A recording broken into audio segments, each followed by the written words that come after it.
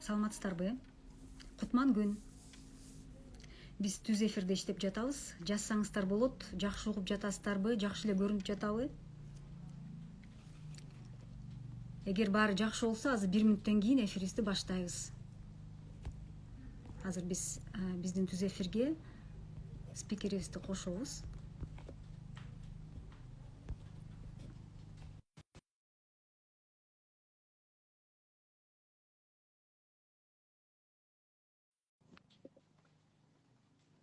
Саламатсыздарбы?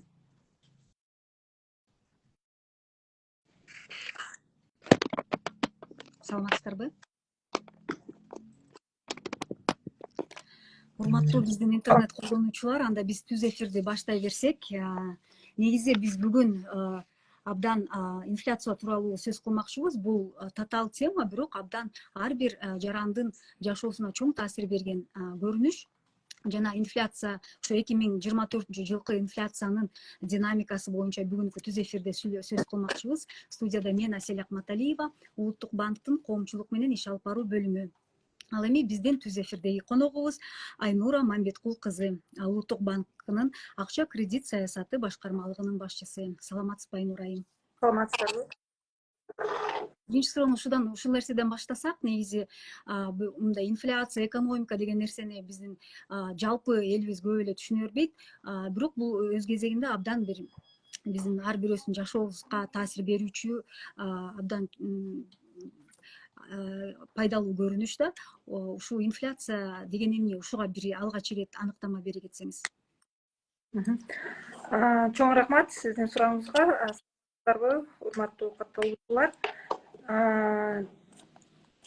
Айта кетсек, инфляциянын негизги мааниси боюнча инфляция бул жалпы баалардын өсүшү болуп, товарларга жанагы кызмат көрсөтүүлөргө жалпы баалардын өсүшү болуп эсептелинет. Негизинен ар бир товардын баасы өсүшү да мүмкүн, төмөндөшү да мүмкүн. Ал эми инфляция жөнүндө сөз кылган болсок, бул жалпы деңгээлди, баалардын деңгээли бир мезгилдин ичинде өскөнүн ошону инфляция деп атайбыз. Негизги факторлордон болуп, ар кандай себептери бар инфляциянын өсүшүнө. Ал деген суроо талаптын, товарларга болгон суроо талаптын өсүшү же болбосо сунуштун азайышынан келип чыккан факторлордон инфляция жогорулашат.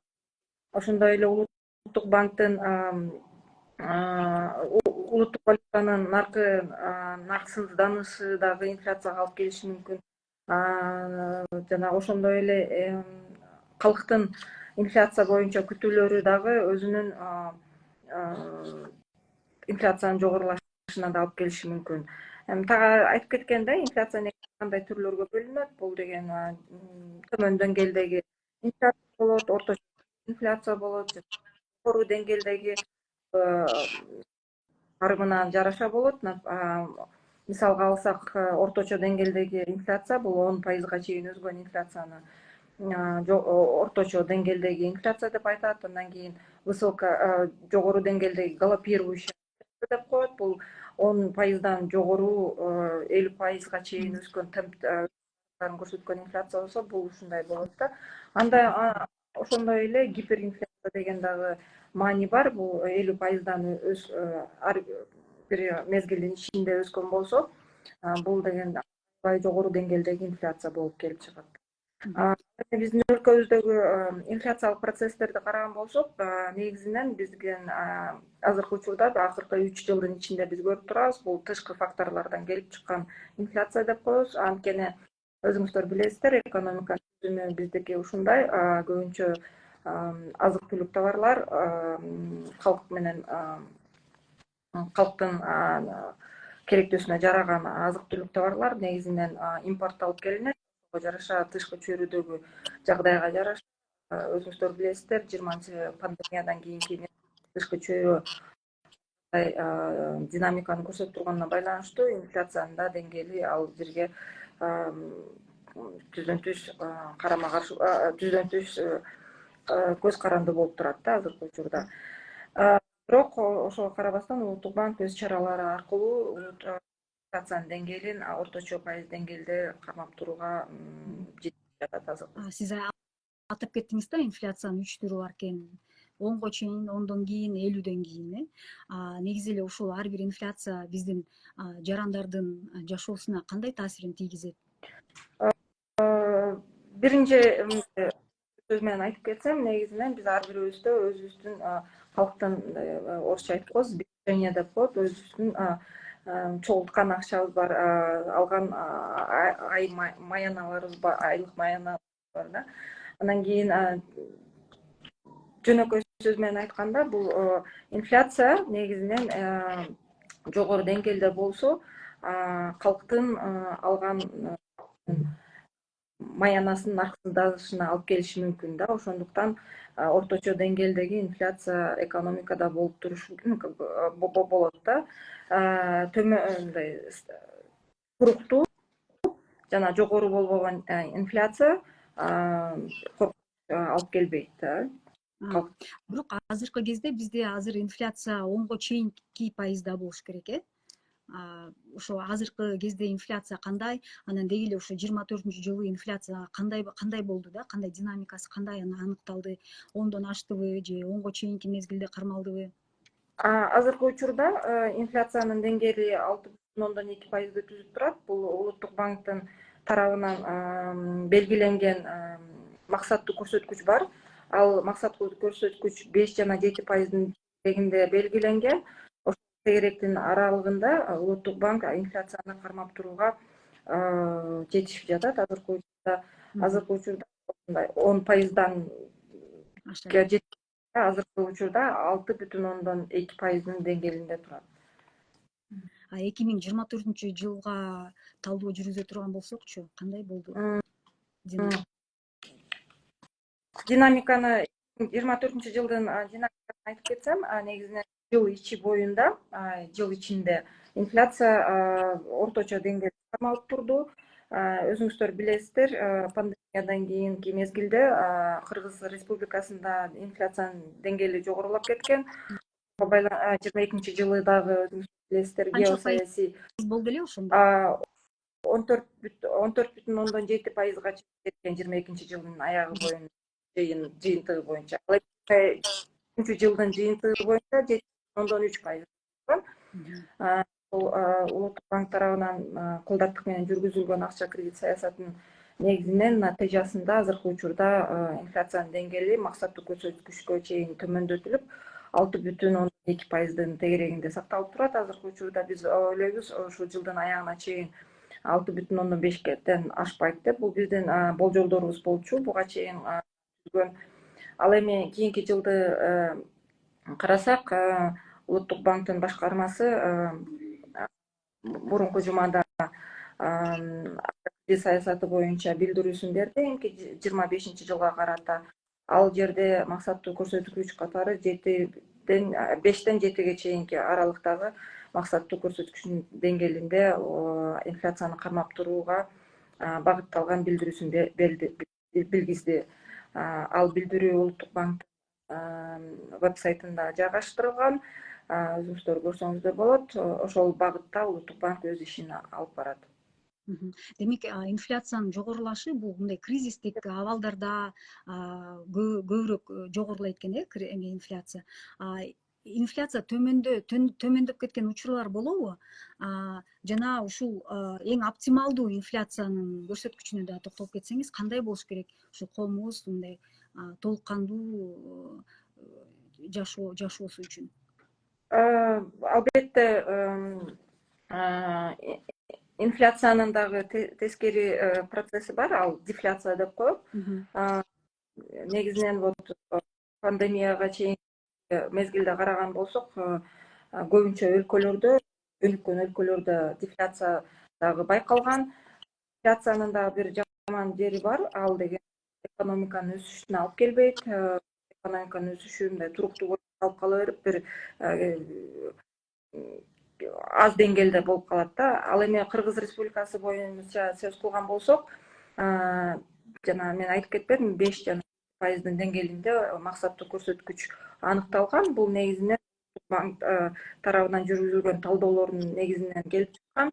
экономиканын түзүмүнө жараша, өзүңүздөр билесиздер, экономикабызда бизде импорттолгон товарлар, ошондой эле биздин экономикабыздын модели ачык экономика деп коет, кичинекей экономика, открытая модель экономики деп коет да. Ушуга жараша оптималдуу деңгээл инфляциянын 5,5 жана 7 аралыкта инфляция бул оптималдуу болуп эсептелет. Бир жагынан ал элдердин, калктын топтомдорун наркындандырбай, ошол эле учурда экономикадагы жигердүүлүктү колдоого багытталган бул деңгээли болуп орнотулган. Айтсаңыз, ушул инфляцияны ким аныктайт биздин өлкөдө? Мисалы бизде бар статистика комитети дагы бар, ал дагы бир статистикаларды жүргүзөт. Ошол инфляциянын калыптанышына, таасирлерге дагы токтолуп кетсеңиз. Эсеп боюнча, инфляциянын эсеби боюнча бул статистика комитетине караштуу болот. Мыйзамга ылайык, Кыргыз Республикасынын мыйзамына ылайык улуттук статистика комитети инфляцияны эсептеп, аны жайгаштырып жана элге тараткан Мекеме орган болуп эсептелинет. Ал Кыргыз Республикасынын улуттук банкы боюнча эң негизги максаты бул инфляцияны оптималдуу деңгээлде кармап туруу жана стабилдүү деңгээлде, туруктуу деңгээлде кармап туруу болуп эсептелинет. Улуттук банк инфляцияны эсептебейт, бул улуттук статистика комитетинин караштуу болот. Ал эми мен такталып айтып кетсем, негизинен инфляцияны эсептөөдө бүткүл Кыргыз Республикасы боюнча бардык сегменттеги бааларды эске алынат. Базарда, магазиндерде, бардык жерлерде болгон. Мындай айтып кеткенде, керектөө корзинасы деген бар, корзина орусча айтканда. Ал керектөө корзина бул орточо эсеп менен алынган бир семьянын же бир кишинин орточо керектөөсүнө кирген корзина, товарлардын жана кызмат көрсөтүүлөрдүн корзинасы болот. Анын ичине 371 товарлар жана кызмат көрсөтүүлөр кирилет. Ошонун негизи айлык, бир кварталдык, бир жылдык, ушундай ар кандай мезгилге караштырылган инфляциянын деңгээли эсептелинип чыгат. Ал эми биздин ишибизде биз дагы ар кандай инфляциянын ар кайсы жерин карап, мониторинг анализ жүргүзөбүз. Ошонун негизинде биз акча кредит саясатын чаралап караштырып чыгабыз. Ал эми эсептөөчү орган катары мен жогоруда айтып кеткендей улуттук статистика комитети болот. Рахмат. Негизи эле улуттук банктын максаты бул өлкөдөгү бааларды туруктуу кармап турууга арналган иш-чараларды жүргүзүү. Ошо кандай жол менен ушу улуттук банк өлкөдөгү бааларды туруктуу кармап турууга кандай иш-чараларды жүргүзөт? Улуттук банктын негизги максаты баалардын туруктуулугуна жетишүү жана аларды кармап туруу болуп эсептелгенине байланыштуу өз акча кредит саясатын иштеп чыгат. Эң негизги акча кредит саясатынын катары бул улуттук банктын эсептик чени болуп эсептелинет. Бул эсептик чен жыл ичинде 8 жолу улуттук банк башкармасы тарабынан орнотулат. Ал эми ал эсептик чендин деңгээлин орнотууда негизинен биз комплекстүү анализ жүргүзөбүз. Тышкы факторлорго, ошондой эле экономикада болуп турган экономика тенденцияларга талдоолорду жана мониторинг жүргүзүп, ошондой эле алар болжолдорду түзөбүз.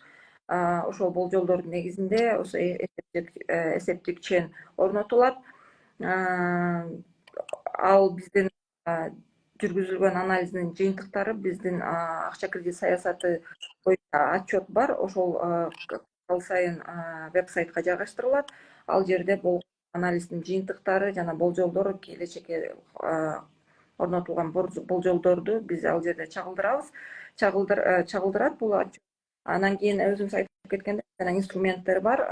Кантип ал инфляциянын туруктуулугуна жетишебиз деген сурооңузга токтолсом, эсептик ченди биринчи ирет орнотобуз. Ошондой эле андан башка дагы экономикада акча көлөмүнүн жөнгө салуу боюнча дагы инструменттер бар. Ошондой эле азыркы учурда экономика, банк секторунда ашыкча ликвиддүүлүктүн көлөмү ашыкча болгондугуна байланыштуу азыркы учурда стерилизация инструменттерин жүргүзүүдө. Ошондой эле улуттук банктын валюта рыногунда жагдайды жөнгө салуу боюнча валюта интервенцияларды жүргүзөт. Бул топтом болуп келип, бардыгы биригип ошо инфляциянын туруктуу деңгээлине жетишке өбүлгө түшүп берет. Рахмат, Айнур айым. Мына биз негизи бул жылы акыркы түз эфир десек болот. Жаңы жылга саналуу гана күндөр калды. Анан биздин ушул интернет колдонуучуларыбызга, социалдык түйүндүн колдонуучуларына өзүңүздүн каалоо тилектериңизди айта кетсеңиз. Спасибо. Я бы хотела пожелать нашим подписчикам, нашим зрителям больших-больших успехов в новом году. Мен биздин калуучуларыбызга негизинен жаңы жыл жакшы жылдардын бири болсун, туруктуулук сакталып турсун экономикабызда.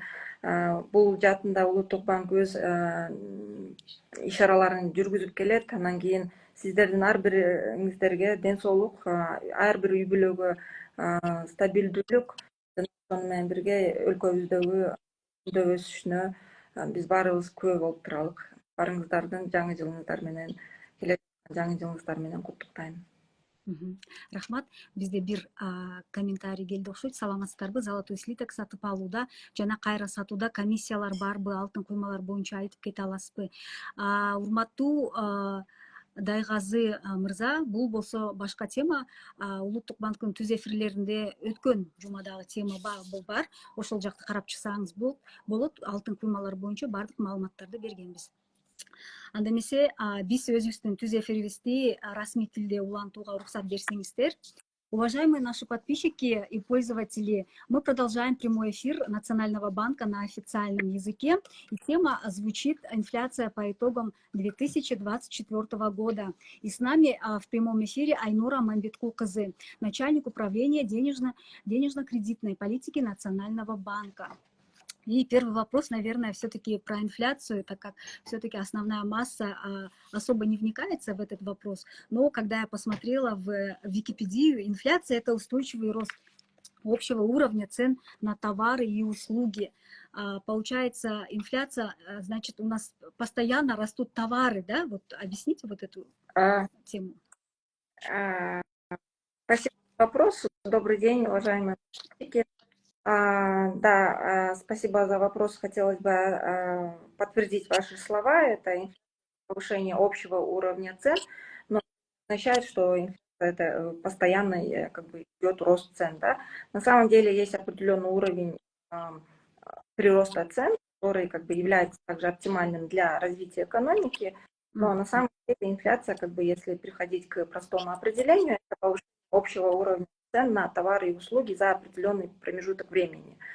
Бывает такое, что на определенные, на отдельные виды товаров и услуг цены растут, или наоборот они снижаются, либо они остаются неизменными. Да? Здесь необходимо обратить внимание, что мы, когда говорим про инфляцию, мы говорим про определенный промежуток времени, за который общий уровень цен на все товары и услуги как бы идет определенный прирост цен. Инфляция, она бывает разная, она бывает низкая, она бывает умеренная, она бывает высокая. И вот мы еще в 90-е годы, когда после распада СССР, мы наблюдали такую инфляцию, как гиперинфляция. Это когда темпы роста цен за определенный короткий период времени находится свыше 50%. Да? Поэтому основная задача Национального банка, как бы основной целью деятельности Национального банка сейчас по закону является поддержание стабильности цен. И Национальный банк посредством проведения денежно-кредитной политики стремится к выполнению своей основной цели. И с этим Национальный банк успешно справляется. На данный момент уровень инфляции находится в умеренных пределах. Бывают разные причины инфляции. Это может быть фактор спроса, когда на определенные товары и услуги или в целом совокупный спрос в экономике увеличивается, при этом предложение товаров остается на неизменном уровне, соответственно, большой спрос создает как бы такие условия, что могут вырасти цены либо когда спрос остается неизменным, а при этом предложение товаров и услуг она снижается, это тоже может быть фактором инфляции, это фактор предложения, так называется.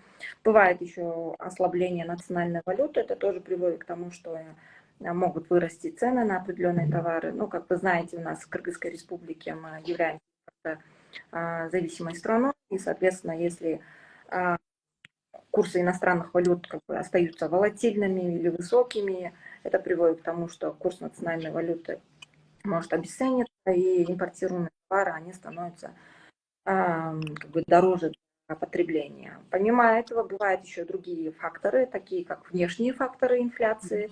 Это когда во внешней среде происходят определенные изменения. Например, видели, да, что в 2020 году пандемия COVID-19, после этого в 2020 были такие факторы, как политические факторы, и это,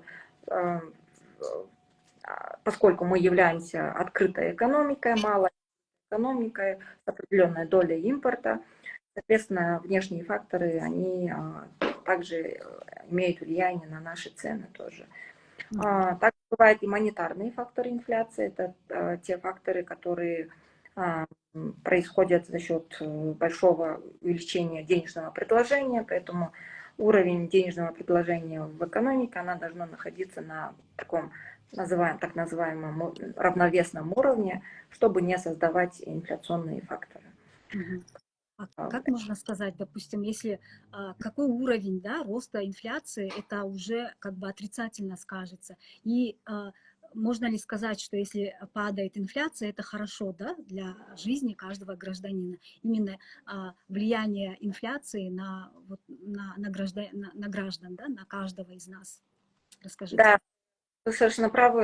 Высокий рост постоянно, когда вот высокими темпами, если растут цены, естественно, это будет негативно сказываться на состоянии сбережений граждан, на инвестициях также, это все будет обесцениваться. Поэтому есть такое понятие оптимальный уровень инфляции, который, с одной стороны, поддерживает развитие экономики, и с другой стороны, он как бы не причиняет определенного там ущерба для как бы для сбережений населения. Да.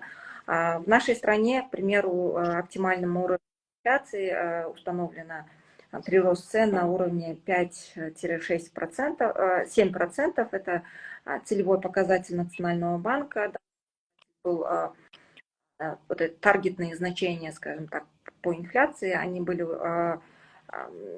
выявлены по итогам анализа исследований всей структуры экономики, и Национальный банк стремится поддерживать уровень в пределах этих таргетных значений, целевых значений. То есть это тот уровень инфляции, который дает экономике в то же время и развиваться. А какой сейчас показатель уровень инфляции и как она менялась в течение 2024 года? По состоянию на 20 декабря 2024 года уровень инфляции в Кыргызской республике находится в пределах 6,2%. Это находится в наших таргетных значениях. Всего 2024 года уровень инфляции он в этих же значениях, он не целевые показатели оставалось ниже 7%. И это способствовали именно меры Национального банка по проведению соответствующей денежно-кредитной политики. И мы в течение текущего года мы смогли как бы удержать уровень инфляции наших целевых показателей в пределах. И, ну, как я уже сказала, сейчас вот на уровне 6,2%, это в пределах наших целевых значений находится. А кто вообще формирует, да, вот определяет уровень инфляции? Потому что мы знаем, что есть и Нацстатком, который тоже, да, проводит исследования, дает статистику. Согласно законодательству Кыргызской республики, за расчет, распространение статистических данных у нас есть орган, который называется Национальный статистический комитет. Государственный орган является компетентным и является за расчет инфляции. Для измерения инфляции в Кыргызской республике берется так называемая потребительская корзина, куда входят вот в части, именно если по Кыргызской республике говорить, то туда входят около 371 наименований товаров и услуг, и на основе вот этой потребительской корзины уровень инфляции, то есть комитет фиксирует в различных сегментах рынка, там, в том числе в базарах и на магазинах и так далее. И на основе вот регулярных оценок они рассчитывают уровень фиксации, они рассчитывают уровень инфляции на ежемесячной, на квартальной, на годовой основе. Мы являемся получателями этих данных, но Национальный банк является органом, целью которого является поддержание стабильности цен. То есть Национальный банк обеспечивает ценовую стабильность в Кыргызской республике, а за счет уровня инфляции статистических данных ответственен именно Национальный статистический комитет. Выше вы сказали, что в этом году уровень инфляции не превысил 5-7%. Вот какие меры как бы делал Нацбанк, чтобы вот этот уровень не превышал этого показателя? Ценовую стабильность Национальный банк достигает посредством проведения денежно-кредитной политики. В текущем году денежно-кредитная политика была направлена на то, чтобы ограничить именно инфляционные факторы. Основным инструментом при проведении денежно-кредитной политики у нас является именно учетная ставка Национального банка. В начале года у нас учетная ставка находилась на уровне 14%. В последующем, поскольку давление у нас ослабло в республике, Национальный банк принял решение снизить учетную ставку до уровня 9%. То есть было двухэтапное смягчение условий денежно-кредитных. А на текущий момент учетная ставка на уровне 9%. Это основной инструмент денежно-кредитной политики. Помимо этого у нас есть другие инструменты, которые также способствуют достижению нашей основной цели. Есть инструменты по регулированию денежного предложения в Кыргызской республике. Знаете, есть если денежное предложение, уровень объема денег не находится на равновесном уровне, это может привести к тому, что инфляция может ускориться. Поэтому Национальный банк применял стабилизационные операции, тоже проводил для того, чтобы не дать монетарным факторам усилиться. Помимо этого у нас Национальный банк проводил валютные интервенции, то есть регулировал ситуацию на внутреннем валютном рынке. Как вы сейчас курс национальной валюты относительно стабилен по сравнению с другими странами. И все эти меры Национального банка, они привели к тому, что мы в течение года смогли удержать инфляцию в пределах наших целевых значений. А то, что вот... Ладно, у нас еще один основной вопрос по поводу ваших прогнозов на 2025 год по показателям инфляции. По показателям инфляции здесь я бы хотела отметить, что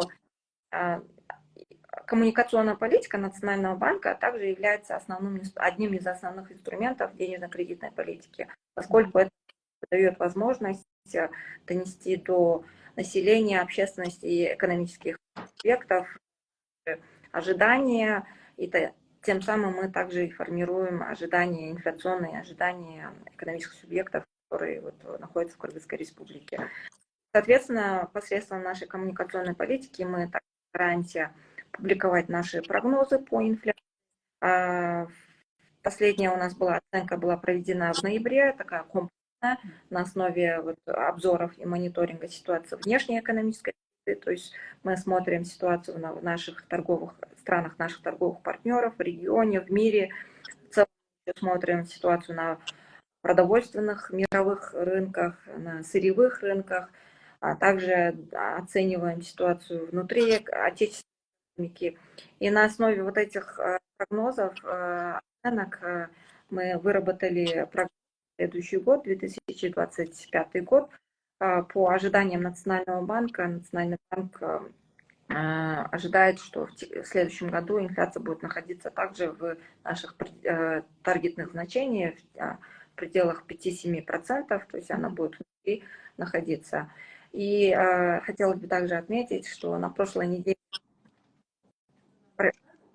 Национального банка Кыргызской Республики одобрила заявление Национального банка о денежно-кредитной политике на 2025 год. Данное заявление уже опубликовано на сайте Национального банка, и в данном документе мы указываем наши меры, наши задачи, которые мы собираемся делать в следующем году.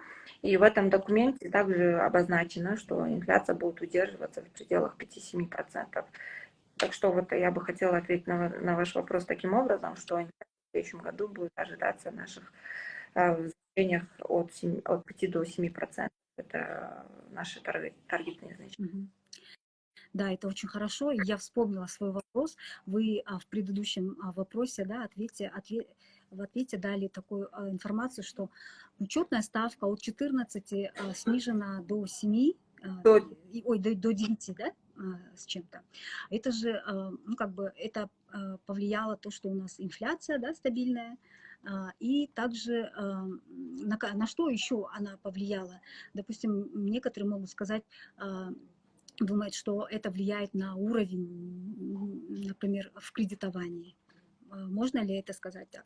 В целом, мы получим низкие кредиты, да, по низким процентам. В целом, регулируя учетную ставку, в первую очередь мы смотрим на инфляционные процессы. То есть основная цель, почему мы устанавливаем учетную ставку, в первую очередь предполагается, что мы будем удерживать инфляцию в определенных пределах наших таргетных значений.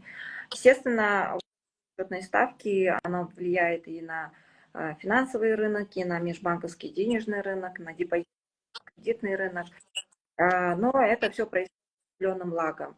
То есть у нас экономика выстроена таким образом, что сегодняшние решения денежно-кредитные, они через некоторое время оказывают влияние и на определенные сегменты денежного рынка, в целом и кредитного рынка тоже.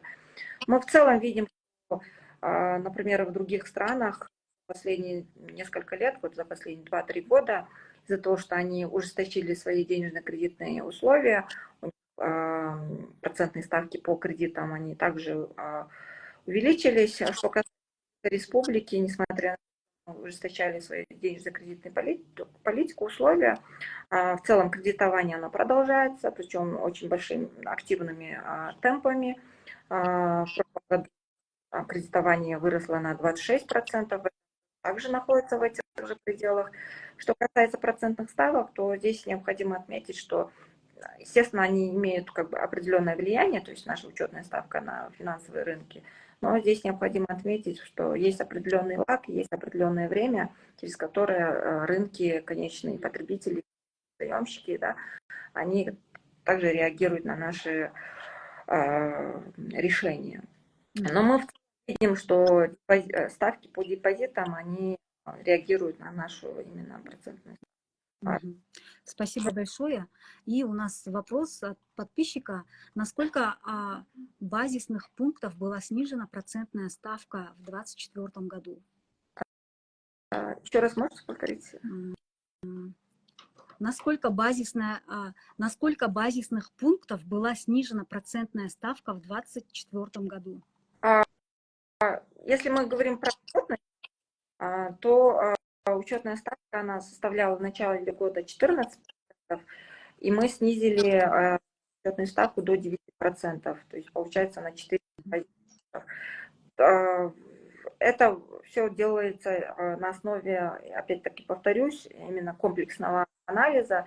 И в текущем году для нас основным условием именно было условия во внешней экономической среде. Ну, как бы вы знаете, да, что во внешней экономической среде высокая неопределенность, она сохраняется, и учитывая вот эти каналы трансмиссии внешних факторов именно на нашу экономику, в целях как бы удержания нашей инфляции в пределах таргета, мы вот постепенно снизили учетную ставку, и на данный момент учетная ставка сохраняется на уровне 9%. И мы считаем, что это оправданное как бы решение, поскольку данное решение отвечает именно тем условиям, которые сейчас на данный момент складываются не только в отечественной экономике, но и в первую очередь во внешней среде. То есть на данный момент вот, оценка внешней экономики, внешней среды для нас остается основным фактором для проведения денежно-кредитной политики. И вопрос от Нурсултана Намазбекулу. Монетарные обязательства увеличились в этом году? Здесь, наверное, имеется в виду вопрос о росте денежной базы. Да, в этом году денежная база она выросла. Этому способствовало именно разные факторы. Это с точки зрения и фискальной политики государства тоже. Да, как вы знаете, в этом году фискальные органы достаточно активно. Мы видим, что идет определенное расходование средств со стороны государственного бюджета тоже на именно которые направляются в инвестиции в основной капитал. Это вот если смотреть структуру ВВП, то основным драйвером роста экономики именно явилась именно технологии, как и прежде. Но и в этом году достаточно высокими темпами растут сектор строительства. Соответственно, это было обусловлено тем, что инвестиции в основной капитал выросли. Это вот один из каналов, это фискальные факторы. Также и были монетарные факторы со стороны Национального банка. Но это все регулируется через инструменты. То есть, да, монетарные обязательства, они выросли, если мы говорим про денежную базу.